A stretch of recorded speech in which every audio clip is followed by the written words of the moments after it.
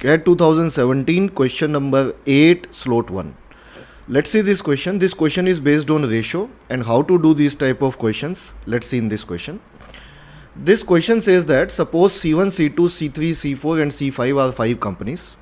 The profits made by C1, C2, C3 are in the ratio of 9:10:8, while the profits made by C2, C4 and C5 are in the ratio of 18:19:20. If C5 has made a profit of 19 crore rupees more than C1, then the total profit made by all the 5 companies is. So how to do this type of questions? First of all, हम इनको एक ही ratio में ले आएंगे. यहाँ पे अलग अलग 2 रेशो गिवन है हमें. Like there are 5 companies here and the names are C1, C2, C3, C4 and C5. Now it is given that profits made by C1, C2 and C3 are in the ratio of 9:10:8. So suppose ये 9 है, ये 10 है and ये 8 है अपने को जो given है. While the profits made by C2, C4 and C5 are in the ratio 18:19:20. C2 का, उसके बाद C4 का विच इज़ 19 और उसके बाद C5 का विच इज़ 20. ये तीनों रेशो 18:19:20 हैं. सो ऐसे क्वेश्चंस में उसके बाद जो डाटा दिया हुआ है उसके बाद में पढ़ेंगे. उससे पहले ऐसे ऐसे क्वेश्चंस में हमें जो कॉमन लिंक है उसको सेम बनाना होता है. तो अगर आप यहाँ पे कॉमन लिंक देखेंगे तो वो C2 है और C2 में अगर आप वैल्यू देखोगे तो ऊपर जो वैल्यू गिवन है अपने को वो 10 है और नीचे जो वैल्यू गिवन है अपने को वो 18 है. सो इन दोनों को सेम बनाने के लिए आप 10 और 18 का एलसीएम ले लीजिए. तो अगर हम एलसीएम लेते हैं 10 और 18 का तो एलसीएम जो निकल के आएगा वो आएगा आपका, इसमें LCM comes outs to be 90.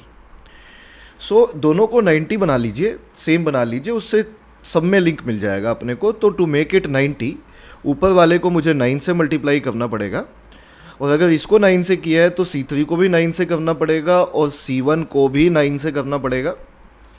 और अगर मैं नीचे वाली रेशो में जाता हूँ, उनको अगर मुझे 90 बनाना है तो इसको इंटू 5 करना पड़ेगा, इसको भी इंटू 5 करना पड़ेगा और इसको भी इंटू 5 करना पड़ेगा, है ना. क्यों किया इंटू 5? क्योंकि इसको 90 बनाना था. अब सेम बन चुका है ये.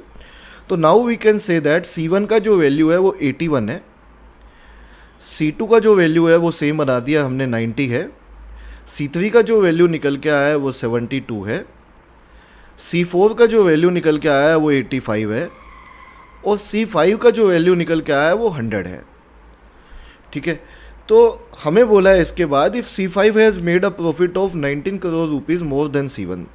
जो C5 ने प्रॉफिट बनाया है वो 19 करोड़ रुपीज़ ज़्यादा बनाया है. किससे? C1 से. इट मीन्स C5 ने अगर 100 बनाया है तो इसने 81 बनाया है. क्या इनका डिफरेंस 19 का आ गया? बिल्कुल आ गया. तो जो हमें वैल्यूज़ चाहिए थी वो डायरेक्ट ही मिल गई है. आप सिंपली ये बोल सकते हो 100 माइनस 81 19 आ रहा है, तो डिफरेंस 19 आ रहा है और वो 19 करोड़ को रिप्रेजेंट कर रहा है. तो डायरेक्ट ही हम इन्हीं को ही एग्जैक्ट करोर्स में वैल्यूज़ ले सकते हैं. वी कैन से दैट पहली कंपनी ने 81 करोड़ कमाया, दूसरी ने 90, तीसरी ने 72, चौथी ने 85 और पांचवी ने 100. क्योंकि डिफरेंस सेम आ रहा है. नहीं आ रहा होता तो हम वैल्यू निकाल लेते. सो इन सबको अगर हम ऐड करते हैं तो ये टोटल प्रॉफिट होना चाहिए पांचों कंपनीज़ का. और अगर आप इनको ऐड करते हो तो 1 + 2 3 + 5 8. तो पहले 8 आ जाएगा. 8 + 9 17 + 7 24 + 8 32. तो यहाँ पे 8 + 9 दोबारा देख लेते हैं. 17 + 7 17 + 7 हो जाएगा 24. 24 में 8 ऐड करूँगा तो कितना आ गया हमारा? हाँ जी 2 आएगा, 3 आएगा. एक बार वैल्यूज़ को दोबारा चेक कर लेते हैं. 19 5 अच्छा ये वैल्यू 85 नहीं है हमारी, ये वैल्यू 95 है.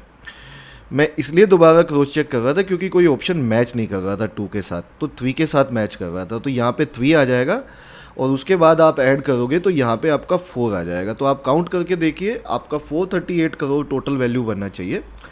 438 crore is the right answer of this question. Answer option 1 match करता है and this is the right answer of this question.